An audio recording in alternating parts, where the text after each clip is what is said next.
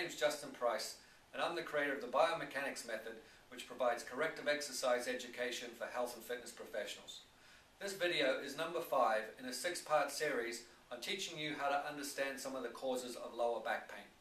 In the first 2 videos in the series, we talked about the skeletal or the skeletal malalignments that can lead to lower back pain. In videos 3 and 4, we talked about the anatomy and the muscles and soft tissues that are affected by those skeletal malalignments. In these next 2 videos, we're going to talk about exercises and how to address those musculoskeletal problems so we can alleviate lower back pain. You'll remember from the first video that we talked about lower body issues and how deviations of the lower kinetic chain can cause lower back pain. You'll remember that one of the problems was overpronation, so that's when the foot collapses inwards. When the foot collapses inwards towards the midline of the body, remember the ankle rolls in, the knee moves towards the midline, that rotates the leg, which rotates the hip socket inwards and backwards, which causes an anterior pelvic tilt, which causes that excessive lumbar lordosis or overarching of the lower back, which can cause strain and stress to the skeletal structures of the spine. In the third video, we looked at the anatomy of those problems, and we looked at how the foot dysfunction can cause weaknesses in the foot and muscles of the lower leg that help decelerate stress to the foot. We also looked at how the leg rolls in and that can affect the gluteus maximus and so forth. So we're going to do some exercise to help address those soft tissue structures to get them more healthy so the body muscles can work correctly and decelerate stress to the joints and decrease pressure through the whole foot, knee, hip complex so the lower back feels better. The first thing you need to do with any type of corrective exercise program is recondition the tissues that have been affected. So if you look at the foot, obviously we know the foot's collapsing, so there's stress to the underside of the foot or the plantar fascia. We need to address that. You do that by simply getting a golf ball or a tennis ball and rolling the underside of the foot to help loosen up the tissues on the underside of the foot.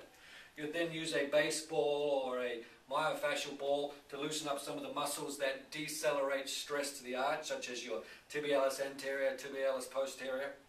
You would then use a roller to roll the IT band, because remember the IT band is what connects the gluteus maximus to the lower leg.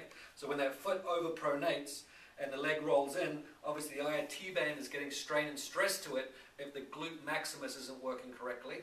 You then move up the chain and you would use a baseball or a tennis ball or a roller to loosen up the glutes to make sure that they can lengthen under tension. So obviously it's kind of like chewing gum, right?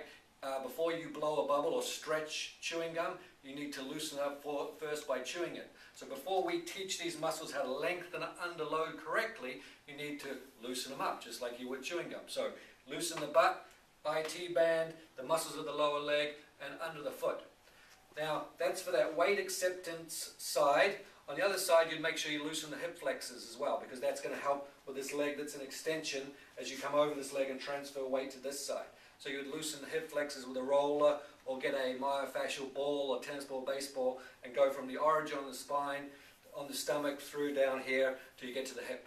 Don't use a ball around here. There's a lot of nerves and they're very close to the surface and you may injure a client or it may be uncomfortable for them. So hip flexors, you're going to stay up here. Now, once you've done the myofascial component, you move into the stretching component, because now those tissues are loose enough. You need to teach those fibers how to lengthen correctly. We don't want to lengthen them under load too much yet, because they obviously, when they're under load, are under stress and strain. So we lengthen them in a passive manner before we then load them up with our eccentric or lengthening, strengthening exercises. So if we've got the tissues of the foot healthy, we would then, imagine this is a wall, I'm just using a half roller so you can see what I'm going to do.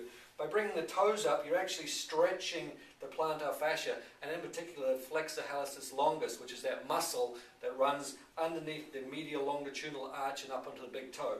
So you bring the toes up, and if you actually now evert your ankle, I'm going to roll it towards the camera, you can see that the underside of my foot actually collapses more. So the arch collapses, and we're stretching those tissues. So we've massaged them, and now we're stretching them to teach them how to lengthen correctly. As we put a little bit of eversion or rolling over towards you, that is putting a little bit of load to the foot, and we'll obviously increase that as we do our lunges and so forth in a minute. So as we continue up the kinetic chain, we've got the foot, we need to stretch the butt, because we're about to put stress to the butt in a strengthening exercise. So you do some kind of gluteal stretch. You need to do a hip flexor stretch, obviously, for that trailing leg.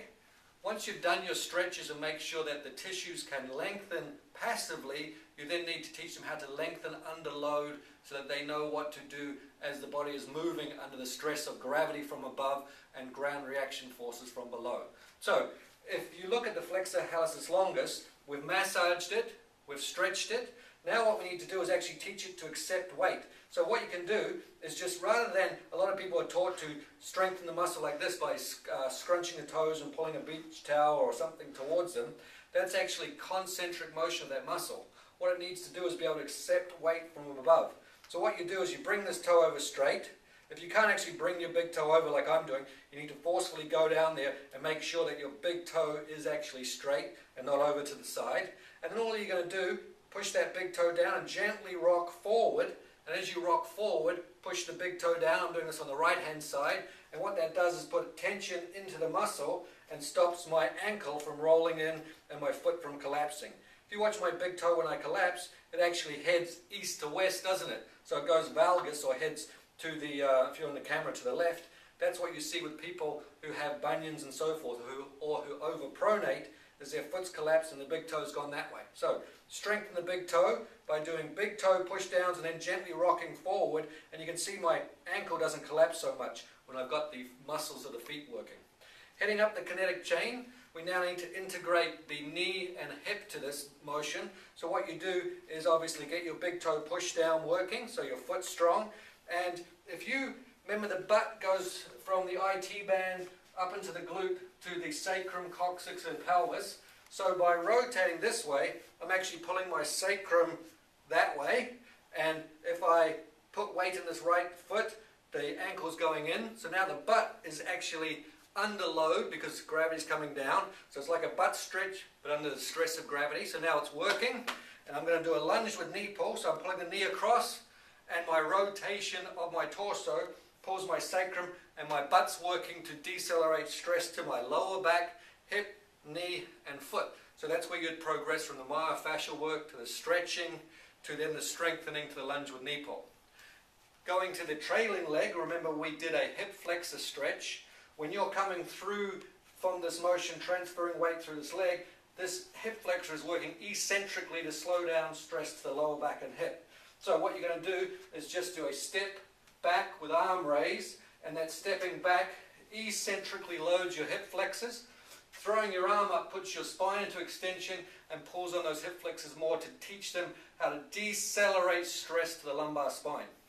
It's important that you do it in the order that I recommend though, because can you imagine if these hip flexors weren't loose, if they didn't stretch first, you would step back, these tissues would not lengthen under load and you would jam up your lower back. So, the correct order for the corrective exercise protocol is the massage or self-myofascial work, then the stretching, and then integrating the eccentric strengthening exercises so that your body can decelerate stress through the structures of the lower body to decrease the stress and pain to the lower back. In the last video in the series, we're going to talk about upper body exercises and how doing the right things to the upper kinetic chain can also help your lower back feel better.